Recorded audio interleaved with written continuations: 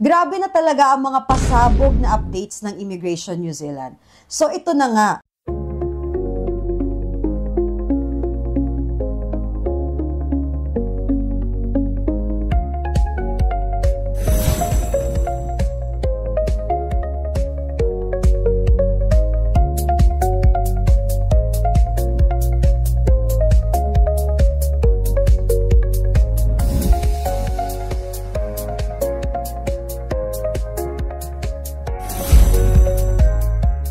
Hi Connections! Welcome back to our YouTube channel. I'm Clarence, your full licensed immigration advisor, and we are ready to inform you about the Immigration New Zealand updates. But first, don't forget to like, share, subscribe, and hit the notification bell so you won't miss any of our updates. At ako naman si Rochelle, isa ring full licensed immigration advisor.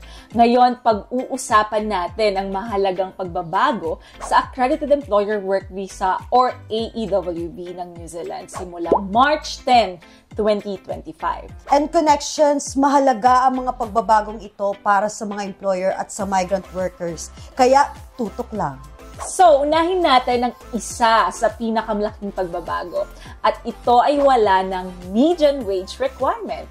Tama ka, Rochelle, dahil hindi na kailangang sumunod sa median wage threshold ang mga employer na kumukuha ng workers sa ilalim ng AEWV or Specific Purpose Work Visa.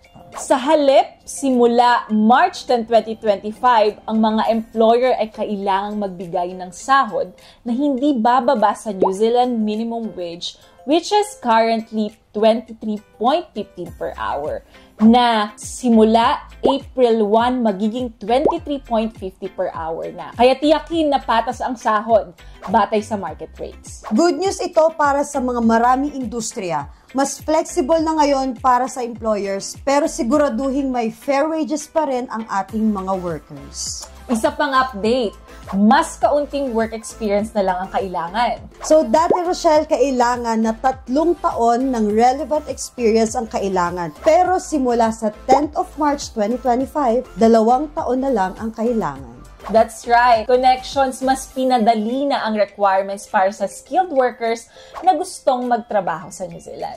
Ngayon naman, pag-usapan natin ang hiring process para sa mga employers. So ganito nga, no, mga connections, para sa lower skilled roles o iyong nasa ANSCO skill level 4 at 5, kailangan pa rin mag-advertise ang employer sa Ministry of Social Development. Pero ngayon, imbes na patunayan na may interview silang local, sapat na ang isang good faith declaration. Mas simple na ang proseso, pero mahalaga pa rin na may records ang employers ng kanilang recruitment efforts. At ito pa, isa pang exciting na pagbabago, Clarence, mas mahaba na ang ating visa duration.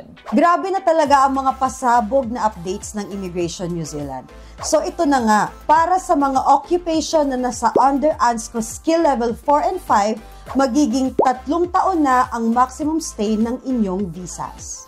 Mas may stability ito para sa parehong employees at employers. At para naman sa mga gustong isama ang kanilang pamilya sa New Zealand, may bagong income requirement. That's right. Simula 10th of March 2025, tataas ang ating minimum income requirement para sa dependent children mula 43,322.76 per year or per annum patungong 55,844. Pero Connections, huwag kayong mag-alala kung may visa na ang inyong anak or nag-apply bago ang March 10, 2025, mananatili ang dating income threshold. Panghuli, may mga pagbabago sa classification ng ilang occupations sa ilalim ng bagong National Occupation List. So for example, Connections, ang mga trabahong tulad ng cook, nanny at scaffolder ay magiging skill level 3 na. Kaya mas magiging madali para sa mga workers ang trabahong ito na makakuha ng AEWV. Mas nagiging patas na ngayon para sa skilled workers na makuha ang tamang benefits at recognition na nararapat sa kanila. Sa kabuuan, ang mga pagbabagong ito ay nagpapakita na mas flexible na at fair ang work visa system ng New Zealand para sa lahat. Kung isa kang employer o worker na may planong mag-apply, siguraduhin updated ka sa mga pagbabagong ito. At para sa karagdagang impormasyon, bisitahin ang Immigration New Zealand's official website or simply follow us on different social media accounts para lagi kang updated. At kung may tanong kayo o kailangan ng tulong sa inyong application, Nations Connect is here to help.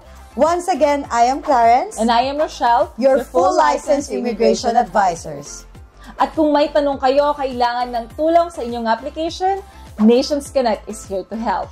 And if you found this video helpful, Connections, please don't forget to like, subscribe, share, and hit that notification bell so you don't miss any of our updates. And if you've got any questions, drop them down in the comments below and please let us know your location by leaving a comment where you watch this video and we will include you in our next content. See you next time, Connections! Bye!